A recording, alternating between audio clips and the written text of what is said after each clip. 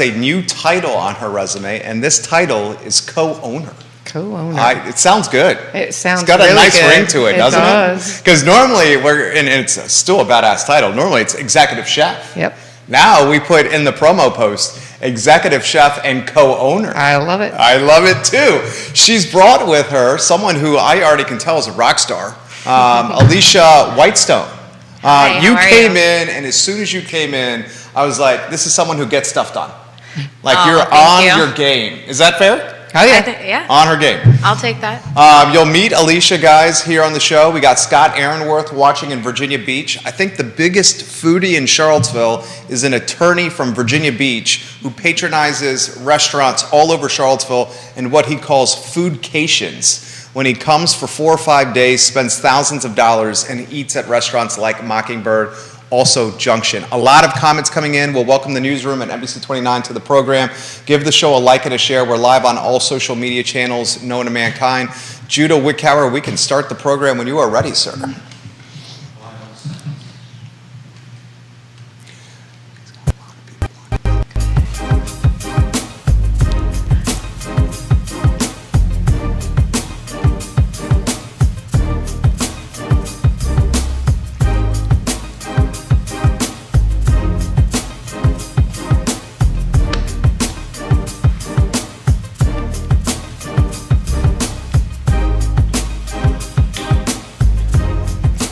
Guys, good Friday afternoon. I'm Jerry Miller, and welcome to the I Love Seville show. Thank you kindly for joining us. Super stoked and excited for today's show. Friend of the program, longtime friend of the program, Melissa Closeheart, is in studio. She is awesome. I mean, she's just an all-around awesome person. Love her food, love her style, love her personality. She's brought a friend with her, and Alicia Whitestone. You're going to meet two of the key team members from Mockingbird, the newest restaurant that's about to hit Charlottesville's restaurant scene. That story in a matter of moments. Now, you, the viewer and listener, can contribute to the discussion by offering your perspective in the comment section, and then I will relay it live on air to the ladies. Of course, we have a Charlottesville-wide, Central Virginia-wide, Commonwealth-wide, country-wide, and worldwide audience, and we're going to talk about what we think is going to be one of the best restaurants in the city of Charlottesville because it's got one of the best chefs at the top of the food chain, so to speak. We'll give some love to Skooma Boutique Dispensary for being a partner of the show. Skooma Boutique Dispensary in the downtown mall and on Ellwood Avenue, the best dispensary in Charlottesville, Skooma Boutique Dispensary. We also thank Scott Wagner Integrated Medicine for being a part of the show. Judah Wickower is the director. I think on that note, let's welcome two fantastic ladies to the show, Melissa Closeheart and Alicia Whitestone on the program. Ladies, good afternoon. Hi. Hi, How are you? Wonderful. Excited to be here. I'm so stoked to have you. It's nice to meet you. Nice to meet you too. I'm so glad you're here. First, for the few that don't know you, introduce yourself to everyone that's watching the show. Melissa Closeheart, currently now chef, co-owner of Mockingbird.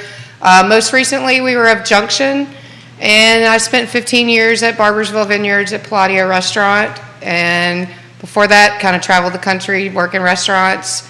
Did a small stint in Charlottesville back in the mid-'90s with Craig Hartman at the Clifton Inn, which is where I fell in love with Charlottesville and what eventually brought me back here in 2000. How about you, Alicia? Introduce yourself to everybody that's watching the show. Hi, I'm Alicia Whitestone. I recently relocated to Charlottesville right at the beginning of the pandemic, and I've been in food and hospitality for over 10 years and really excited to be a part of the Mockingbird team. Mockingbird. Introduce the brand. Yes. Well, as most people know, the pandemic came across the world, and Mockingbird's part of the small little restaurant group of Adam Frazier, most notably being the local, which has been around for 14, 15 years now, and then the local catering that came about in 2008, and then Junction in 2017. But when the pandemic hit, we kind of just put everything into one building, kind of pivoted to the 10 for 10, all takeout, pivoted again to takeout and outside the seating, pivoted like everybody did multiple times. And so we've kind of had Junction open and empty, kind of not being a happy restaurant, no soul left in it. And we've went through a whole bunch of different ideas over the last 2.5 years. March 15th, 2020 was our last day. at Junction. So we've had a lot of years to think about, do we want to reopen Junction? Do we want to rebrand Junction? Do we want to rebrand the whole thing and rename it? And we even went through a whole different skew of ideas because of the pandemic. We thought at one point of maybe being a completely delivered restaurant with a small store inside. We went to more fast casual. We went to this, we had that. And it came out as Mockingbird. It was a group effort. As you said, I'm now co-owner. Adam owns still the majority of the restaurant, but 4 longtime employees of the business have joined together. We have Michelle Mosier, who's our operations manager for the whole company, and Matthew Hart, my husband. Both of them have been aboard since the local began. And then our director of catering, Helen Acker, is now joined us as well. So the 4 of us now own a portion of the business, and it's nice to be a co-owner. And Adam's been very much a silent partner. He's there at all the partner meetings, but has let us take the lead on this, let us take the lead on design of the menu, design of the staff, the way we want to run it. So we built it from the ground up as a team, and it seems very much like a team effort, and it's a nice family that's running it. That's awesome. Yeah. Michelle's brother-in-law is watching the program right nice. now. Hey, Steve. Welcome to the program. Talk to us about the name. How do we get Mockingbird? Well, I'm from Alabama, okay. As most know from if they've watched any of these other interviews. And we were trying to bring something in the Deep South. We came up with a couple different ideas. It's been very democratic, so we narrowed it down to a few ideas, and then we gave it to friends and family. And we decided to kind of try to pull in the Deep South and Alabama in general. And so this is an homage to Kill a Mockingbird. I love it. So I thought that's what it was. Yep, so a little bit of good over evil, small town Alabama, family, strong ties, and so we just kind of want to bring that feel in, and to top it off, it makes a cool logo. So the logo is cool. So a lot of questions are coming in here. I'm going to get to these questions. I want to get Alicia in the mix here. Yep. Talk to us about Mockingbird. What excites you about this restaurant that has a grand opening at the end of July? July 20th. July 20th. Fingers crossed. Yeah. Fingers crossed. Anything can happen. Yep. Right now, tentatively, July 20th. What do you love about this restaurant? I love being part of the team with Melissa. I'm excited about the location. We have a great menu. I grew up in the Midwest in Minnesota, so this is a whole new food menu that I'm unfamiliar with, and I'm excited to try all these new things and get people inside and see life back into the restaurant again. It's such a fabulous building. Mm-hmm. Adam owns the building, guys, in Belmont. He put so much blood, sweat, and tears remodeling that building. How is the building and the uniqueness of the space part of the Mockingbird brand and restaurant? Well, as if you've been in there as Junction, part of why Junction the origin story of that was the building was built in the turn of the century, had very much a saloon look to it, and we designed it that way. But we've decided with the Deep South and just the feel of the comfort and family that Alicia and I've spent a lot of time in thrift stores and secondhand stores, and we've brought in a lot more femininity to it. We've gotten rid of some of the dark colors. We still have all the original brick, all the hand-hammered nails, all that has remained. We would never get rid of that. But we've lightened the paint colors. We've added a lot of vintage tchotchke kind of stuff, and we've had a lot of fun once a week hitting all the spots. And lots of plants and flowers, and very much alive in there. Yes. You know, we've got Junction, I kind of feel like the local is kind of our masculine side of the company, and we've brought the femininity into this side, and we've got lots of bright colors, lots of live plants, lots of just fun decor to look at. And as Shannon O'Brien, one of our servers at the local, who was original server at Junction, it's like the most Instagrammable place in Charlotte. Is she working there now? She's at the local now. Okay. And I think she's going to grad school, so okay. She's getting out of the industry here when grad school starts. So unfortunately, she might come fill in some shifts, but we'll miss her. Jason Elliott, looking forward to visiting soon, he says. He's watching the program. We got folks in Richmond, Short Pump, Lynchburg, Waynesboro, Crozet, McLean, outside Philadelphia, outside Atlanta, and in North Carolina watching the program. Ashton Porter, welcome to the show. Ash. We love when you watch the show. McKinley Rotter. She was a server at Junction as I thought well, so. and she is, I believe, the bar manager at Crozet Pizza She's downtown. giving you some love. Same with Xavier Lewis, Les Smith, Shannon Overmiller, Brandon Ertel, all giving you some props right now. Lots of former Junction employees in that list. Alicia's getting some props from Barbara Wilbur, from Catherine Goodman, Liz Rochelle, a lot of folks watching. Oh, thanks so much, everyone, for watching. Let's throw this to you here. Is this slightly bittersweet? Because blood, sweat, and tears doesn't even put in perspective what you did at Junction. I mean, you did everything for so many hours in that restaurant. Was it tough?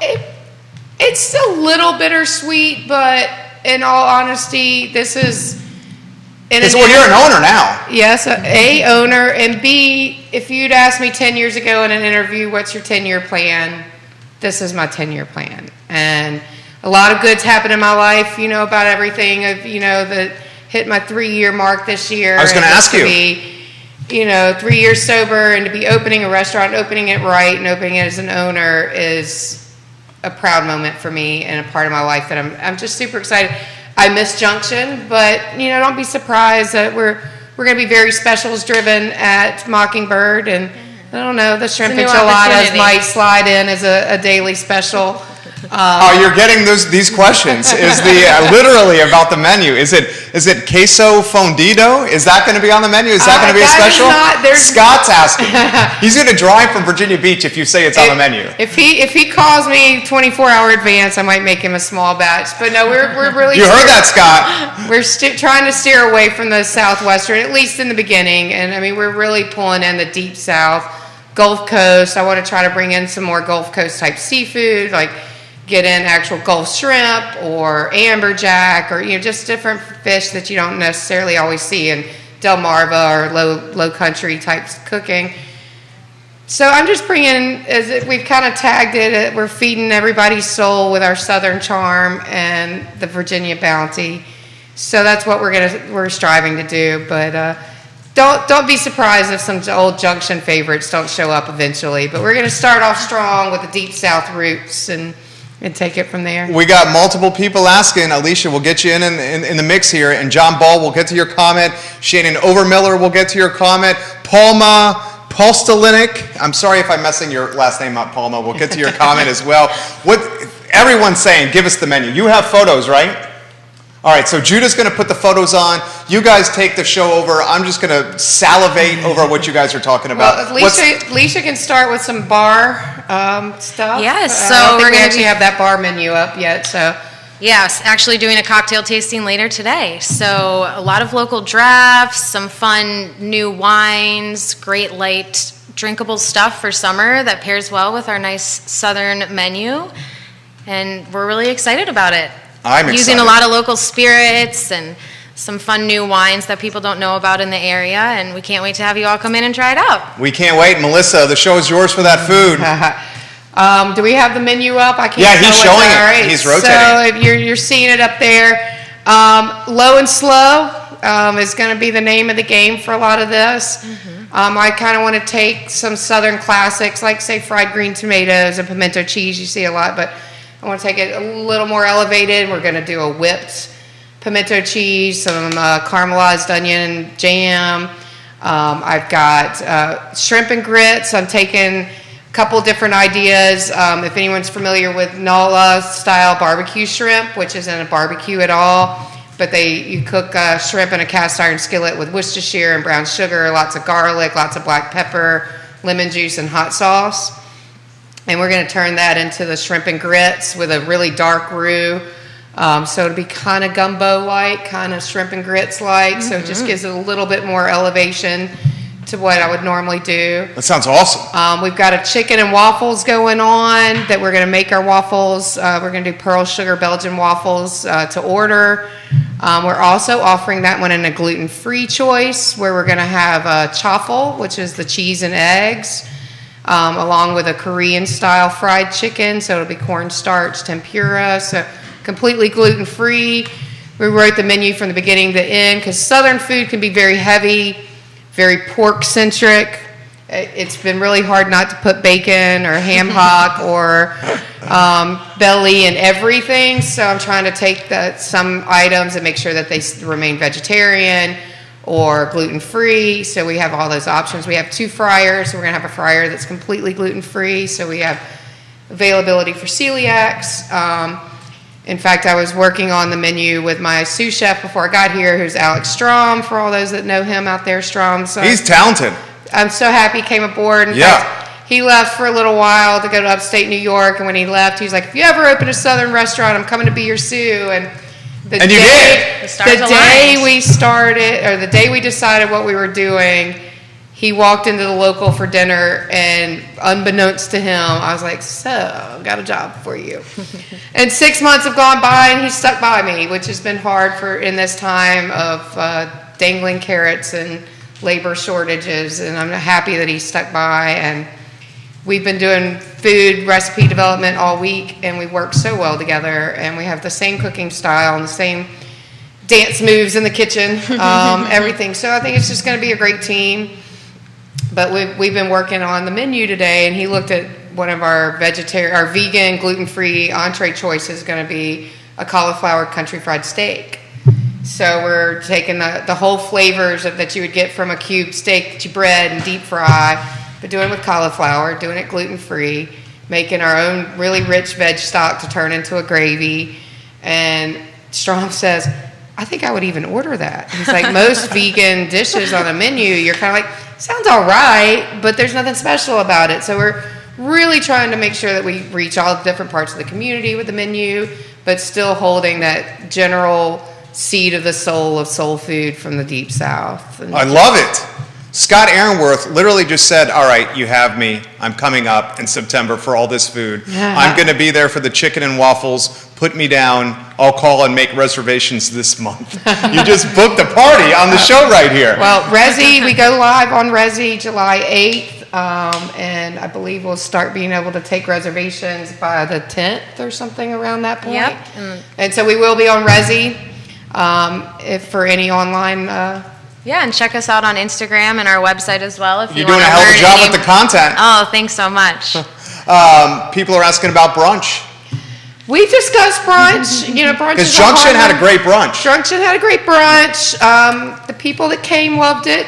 Wasn't always staff. It's tough to get the staff to come Sunday morning after working a Saturday night shift. And it's really that is true. It's really hard, especially if you don't already have brunch items somewhere on the menu. You're also looking.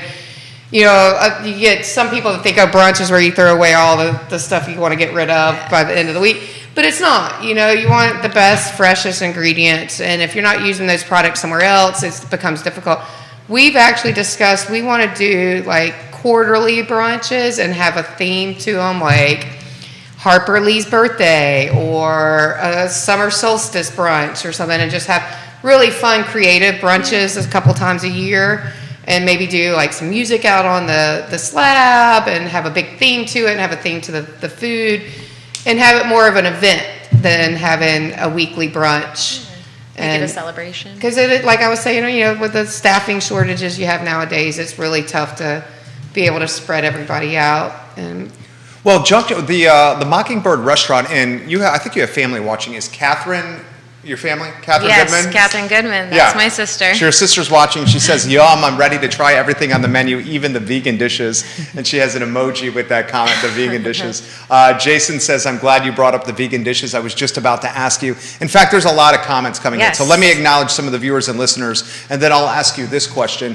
The restaurant Mockingbird is so big that you have a lot of space, which is good for dining and seating and confidence post-pandemic. So I'll throw that to you after I acknowledge some of these viewers and listeners. If memory serves correct, Richard is your father? Yes. Okay, he's watching. Actually, this might be your brother. Do you have a brother named Richard too? They're both Richard. We got a junior and a senior. Okay. So. Well, he says, go get him, little sis. So I'm assuming this is your brother right here. He's in Atlanta. Okay. So yeah, that's my he's brother. Watching. Marjorie Pickens, Showalter, I'm so hungry now. You rock, Melissa. Michael Murr is watching. Who are the Southern chefs of today? say that you admire for pushing the envelope a step further while bringing Southern fare to the next level? That's a damn good question. That's better than my question about seating. Let's go with Michael's question, what he just said. Right off the bat, I got to throw out Frank Stitt, who I've talked about before because I worked at Bottega, which was his Italian restaurant in Birmingham, Alabama. And that's where I got introduced to Italian food, which took me to Palladio and blah, blah, blah. But Frank Stitt's first restaurant, his flagship restaurant, is Highlands Bar and Grill in Birmingham. When he opened that, it was probably the first fine dining restaurant that focused solely on Southern cuisine. And I've taken a lot of inspiration from him over the years as a chef, as a Southern chef, as an Italian chef, all of it. There's a core part of who I am because of Frank Stitt. And if anybody's ever in Birmingham, he's got 4 restaurants. Go to any of them and you will never be disappointed.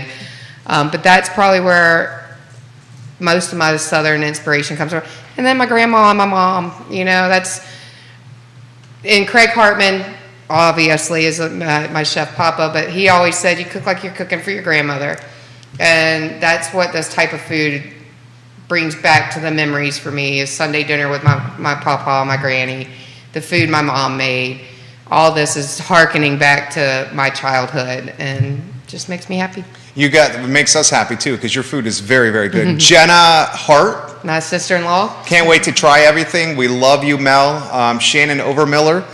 We did the Barbersville Fall Harvest Dinner with Melissa every single year. Yep. Please tell her Red says hello. Her food is absolutely amazing. Chef Red was an awesome chef in the D.C. area. I believe she's left the industry to be a real estate agent now, which is sad for the industry. Well, why don't we talk about the industry? I mean, Yep. how do we characterize the industry now? 2 years was brutal. Have we recovered? I mean, how do you characterize where we're at? Alicia, why don't you jump in? I think it's just really kind of changed, I feel like we're kind of still in recovery mode, and have had to make a lot of pivots because of that. Junction, which was a much larger space, as you were saying. It's massive. It's massive, Yeah. Not yes, anymore. that it is. Oh, Not it's smaller anymore. now? So Mockingbird is going to be a much smaller, more intimate style place where you can come and enjoy hospitality with your friends and family and conversation, like you're in your mom's kitchen or your grandmother's kitchen. And the upstairs space will be showcasing an event space called Opal. Really? Which will be a space where people can come and do a variety of different events, and it'll allow us to really focus on the people we have in our small, intimate dining space. So I can speak to the upstairs space, and my wife is watching the program. I believe my wife and I, did we have the That was first your rehearsal? No, it was, what do we have? Rehearsal I should know dinner. this. Oh, rehearsal. Is that before the wedding? Party, yeah. Before the wedding is Before rehearsal the dinner? rehearsal dinner, Okay, yes. sorry. Yes. sweetheart. There's We so had many events leading up There to were it. so many It's events. It all was a a blur. whirlwind. We had the rehearsal dinner. I think we were the first rehearsal I think dinner so. at Oh, Junction. great. In upstairs. Yeah. The upstairs, and speaking from personal experience, is a phenomenal spot for a family or private function. Has a nice little bar up Yeah. there, and you're so high up in Belmont, you go outside and you can kind of see the view of everything, and it's It's a really beautiful. nice, fun space. It's a fun space. And you're in So- that historic building, and you get to take in all the scenery from that, which is Right, wonderful. right. I remember at a rehearsal dinner, we actually saw, now the Belmont Market's across the way from you. We saw a guy riding a lawnmower to the Belmont Market while standing on the patio. I bet you've seen that Oh, before. yeah. Yeah, you've seen some crazy stuff. Sounds in like Belmont, So yeah. what did you do with the building? Did you guys, what'd you do? Did you remodel it? No constructional remodel. Okay. We've changed decor. With having the event space upstairs, our catering company is going to be running that. So to plug that, anybody that needs a party for anywhere from 5 people to 80 people, we've got the space for you in Charlottesville. So that will go through our catering company, and like Alicia said, it's going to be called Opal. And Alicia and I spent a lot of time changing the decor, along with Helen, who's one of our partners. She came up with the vision board. We chose the colors. Anyone that's been in there knows we have the historic Pepsi advertisement painted on one wall. We kind of took all the colors from there. So we've gone from that dark forest green and really dark grays to vibrant blues, bright yellows. We took the 5 booths out of the main dining room and put a 30-foot sunshine yellow banquette along the wall. Nice. So we have a lot more versatility on size of parties we can put on the banquette. Brightens the room up. We've done a lot of DIY. I did all the painting in there myself. I've kept myself busy through the bet you pandemic. have. We've built a lot of our own decor in there. We've got a lot of beautiful moss walls we've done. I've patinaed copper. Alicia and I've been up and down ladders. It's been fun. It's been a fun passion You're project. glowing. I love it. I can tell like you care so much about this. Yeah, I mean, I'm what's really it like excited. about being part of this team? It's been great. I feel like I've found my space where I'm really ready to grow and see Mockingbird. I'm so excited to be a part of the team. I'm so excited for you. Cynthia Sturmer, congratulations. Melissa Closeheart, she says, from the pastry world in Alabama, whenever I get to visit, I'm bringing homemade pies I was to gonna you. say, bring some pastries. Cynthia's got the most awesome pies. She's the pie lady in town where I went to college. She's giving you props. So is Jennifer McGinty. Yep. I'll have to come try it out. You rock, Melissa. There are 6 states watching you guys on this show right now. Alabama is very well represented on our IP heat map right here. Alabama is in the house right here. Awesome. Why don't we talk about something else that I think you have been an incredible inspiration for? You posted a handful of days ago, 3 years sober. 3 years last Saturday sober, yes. Congratulations. Thank you. That is that's amazing. It is. Put it in perspective. Now it's so much just part of my life now. I don't even think about it, You look fantastic. Thank you. I feel healthy. My bank account's a lot happier. And just, I don't know, I feel healthy. When I made that post last week, I found a picture, and it happened to be Amber Cohen's going away party when she moved to Portland, and she hates that was the last night that I was drinking, but just looking at that picture and just the skin tone and the eyes and just the lack of vivaciousness in myself, and it's just all so different. It makes this easy to do because opening a restaurant's not easy, but it makes my life easier and as a whole, and I don't miss it. I don't miss it at all. We have the cocktail tasting today, and I'll be very happy, and I know what gin tastes like, so I can realize that the bee's knees, I can visualize what it'll taste like, and I don't have to taste it, and it's fine. And I don't know, it's a much easier life. You think that it's a lot more fun and easy the other way, but it's not. Kristen Slater, congratulations, Mel. I will come back to visit and try the restaurant. Was it at all challenging during the pandemic? No? It really wasn't. I think too, when I chose to get sober, I made a hard and fast decision right then and there that I know that I'm a rarity, that I went to rehab, I came back, I haven't slipped. You've killed this. And that's not the norm. That's not the norm with people with addiction or any, whether it's food, gambling, drugs, alcohol, whatever the addiction. Slidebacks are known to happen and are expected to happen. And I think I hit enough of bottom and wanted to change so bad that it wasn't, I'm not saying it was easy. There was nothing easy about it, but it was easier that I'd made that decision, and it really hasn't affected me. And I had great support when I came back and went back to the restaurant, that I was able to leave when the rush was over. I wasn't around for shift drinks. I wasn't around for hanging out afterwards. But now I can, because it's not a habitual ritual that I have to do anymore, so it doesn't bother me at all. You have multiple people thanking you for talking about your sobriety in such open fashion. And you are... I think it keeps me accountable too. So, it's like, it's part of my recovery to be able to talk about it. Well, and with you particular, you are like... I'm going to embarrass you a little bit here. You are like a star in this game in Charlottesville. Like, people know the name Melissa Closeheart, and they know your talents and where the kitchens you've worked in and how incredibly talented you are.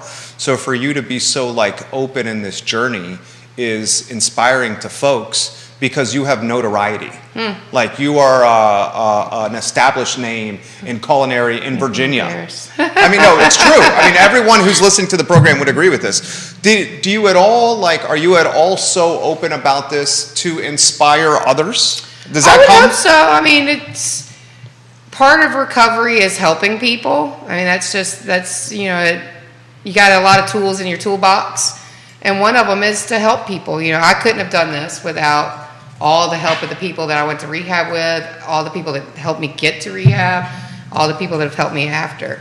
And if I can help one person to become sober that needs to become sober, even if it's just by somebody listening to this, that's a great thing. Because it's a tough industry. Oh, and it's long hours, hard work, and this is, I mean, I was in the industry for, I don't know, 12 or 14 years. This is part of it. Yeah. It's very much in the fabric. Very steeped in alcohol and drugs. Yeah. I mean, watch the Anthony Bourdain documentary. You know, it's not just big cities. It's not little towns. It's part of the culture, and I think that's changing as we were talking about the industry changing because of the pandemic. I mean, you look over in Richmond's got Ben's Friends, which is another 12-step program that's specifically geared to industry folks, and it was started by Jason Alley, he's got to probably be 6-8 years sober, somewhere in that ballpark. Used to own Pasture Restaurant. Yep. Was it Comfort as Comfort, well? Pasture. Yeah. And Richmond celebrity chef, Jason Alley. And so he's been sober for a number of years, and he started Ben's Friends that I believe is, I'm not going to say that restaurant just because I'm not 100% sure which, but it takes place on Mondays and early afternoon at a restaurant in Richmond, and it's open to anybody in their industry that needs a self-help group, you know, and a group to lean on. And I think that more and more chefs I know, more and more servers, more and more bartenders that aren't drinkers anymore. And well, even just the mental support that's needed, not being someone who's in the recovery side of things, but just you're saying hospitality, it's a very intense industry, so it's nice to have support from all sides. How do you think how do you characterize how like the industry is doing post-pandemic? We've touched on it a little bit. We know about the labor issues. Labor's hard to find. I think labor is an issue across every industry. Yeah. We know about inflation. We know about cost of goods are through the roof, volatile and unpredictable. Right. Chicken products increased, what, 300%? Yeah, wings, I mean... Finding alcohol to stock the bar, or wine even, you know, it's a very crazy trickle effect. What are the biggest challenges now? We've identified them, some of them like the Cliff Notes version. What are the challenges? I think product availability, which one nice thing about working with local purveyors, you don't run across that too much, but when you come to some groceries, I mean, there were 6 weeks I couldn't get cornstarch. Cornstarch, it's a byproduct of corn's in everything. Why do we not have cornstarch? But, you know, I think the labor challenge is a little bit of an issue, which I think has kind of leaked down to, you see restaurants open fewer hours or fewer days, and if you start pushing the numbers, are we really making much more money if we're open 6 days instead of 5 days? I'd have to hire another person. Is there another person to hire? I think that life-work balance has become a whole bigger issue in this industry than it ever has been. And I think that after people having quarantine time and time to be at home with their family and see their kids, see their wife, see their dogs, they've realized that I don't want to work 70 hours a week anymore. It's not worth it. And totally. I do think that somewhat is a little bit of a positive aspect that's come out of the pandemic, because the restaurants being open 24 hours all the time and having a little bit less of a intense work schedule, we all have a little bit more work-life, home balance, which I think in the end is really a positive side effect for our mental health and everyone. What'd you guys learn about yourselves during quarantine and this pandemic? Oh, so Did much. I get bored easy? Me too. It was rough. Learned how to play golf. Yeah, Melissa's a heck of a golfer now. And Maddie, if you're watching, word on the street is you're darn near close to a scratch golfer. Maddie, we need to get out there. And that's her husband, for those that don't know. I mean, I could not do the quarantine for very long. I'm like, I have to be around people. I like the energy. I mean, I do this for a living. Yeah. It's like, you know, you're a people person too. Yeah. I was losing my mind I'm sure. in quarantine. I mean, how about you guys? Did you Yes, enjoy I mean, it? that's why I work in the industry. I love the people energy and things like that. And I had moments where I was like, okay, I have a few weekends off, something that I've never experienced before, which was really great. But I wanted to get back out, so I'm excited to see the world a little bit back to normal. Will it ever be normal? No, not really, but this is our new normal. So. What's the new normal for restaurants? I think working more on the work-life balance. I think that's, you know, if you go back to, I mentioned him earlier, if you go back to the Bourdain age of coming up as a cook, you're looking at a lot of partying, a lot of screaming chefs, a lot of high energy, a lot of going to work sick, working through it. You had to be the tough guy, you know, you had to be stronger and harder and better than the person next to you. And I think that a lot of that's not as true. And I think that was going away prior to the pandemic. You know, you've lost a lot of that agro kitchens, more and more chefs being more normal and competent or compassionate.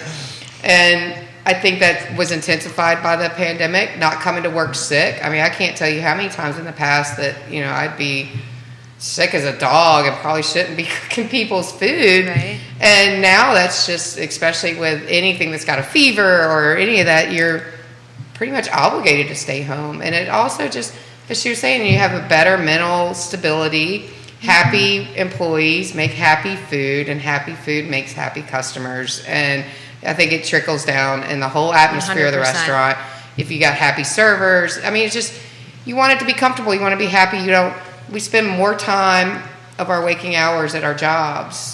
Why not be happy and not do it the way you want to do it? And I think that's what we're... She gets some props for that. Yeah. That's the round of applause right there. John Blair watching in Stanton. We love you, JB. Multiple people are saying thank you, Melissa, for speaking so openly about your journey. Eddie Gleason says you're absolutely killing it, Mel. Stephanie Lawson, love you, bestie. She Yeah, puts my in the bestie. feed. Yeah. Stephanie Lawson watching the program. All right, we'll close the interview with this. Ladies, give us, okay, I'm going to put you on the spot first, Alicia. Alrighty. Give us 3 or 5 reasons, top 3 reasons, top 5 reasons. I'll give you, you can go with 3.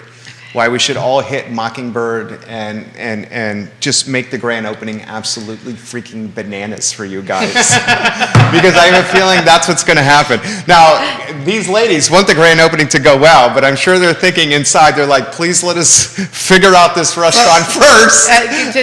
Before she says this, we'll start. We do only have 100 seats now. Oh, that will okay. go back to our downsizing, and that includes outside and about 13 seats at the bar. So we will be a little smaller, so make a reservation. Make a reservation. Make a reservation, please. 3 reasons why we should go after Mockingbird with the grand opening. Well, as Melissa was saying, everything that she cooks is made with love and soul, and so you're going to taste that in all the food, and I hope I relay that in the drinks as well. So I think that's one reason. Another reason is we have a beautiful space to share with everyone, and the third reason is, I mean, we're just all so excited. I feel like you can see it in the restaurant, so I don't really know. I could list so many reasons, but I feel like putting just 3, you did put me on the spot there. You handled it well. Thanks. Same for you, Melissa. Same question. Well, she took definitely the top 3 of what anybody would have chosen, but I'm so proud. You talk about heart, soul, and blood into Junction. I feel like I've even put more of myself in the way this restaurant looks, the flow of the restaurant. Wow. The atmosphere of the restaurant is very me. It really is the 10-year, 2000, the 2000 interview of where do you want to be in 10 years? This is exactly where it is. And I love the space. I'm excited for people to come see. And the fact that we as a team and all the employees came together and did all this DIY, it wasn't contracted out. It was, Helen coming up with these image boards, all of us agreeing, all of us coming together. It's just there's so much family and soul in the building itself that's hopefully will come out through the food, through the drink, through the caring of the staff. And that's about all I can say. Ayanna Watts, I was able to see a sneak peek of the restaurant and the atmosphere, and it's incredible.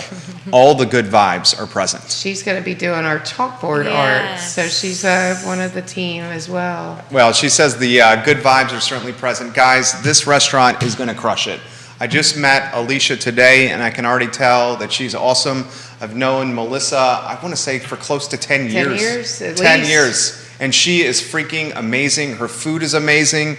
She cooks with her heart, and she aims to be hospitable and please and give you an experience that you will not forget, and it keeps you coming back to the restaurant. And I think we're going to get that with Mockingbird. I mean, I'm just so freaking pumped for this restaurant to open. And I know you are as well. And thank you, Jerry, Yes, for thank you. not only just So supporting much. us today, but as much as you do for the industry as a whole in this town. It means a lot to us in this industry. And I appreciate it. Thank you. Well, I think the world of you. I think the restaurant's going to kill it. I think what you're doing, I mean, you look fantastic. Thank Your you. social media game is on point. Your restaurant game is on point. Your golf game is on point. I mean, Life is good. She's Yeah, living you're her on the best up and up. life right I now. am. You're living your best life. I am. I can tell. You wear it well. Well, thank you. You wear it very well. For Alicia and Melissa and Judah, my name is Jerry Miller, and Mockingbird and Belmont, put it on the calendar. You might want to get on Resi right now, because I have a feeling it's going to be hard to get a seat at this restaurant for about a couple of months. Thank you for joining us. We are back on, Monday's the 4th of July. Judah, we have a holiday. We're not working on Monday. Work-life balance. We're off on Monday. We are back on Tuesday for the I Love Seville show. You guys have a good weekend and stay safe. Take care. Thank you. Thank you. Good job, guys. Thanks. That was awesome. Good. You had 7 states on there. Cool. We'll get a quick picture.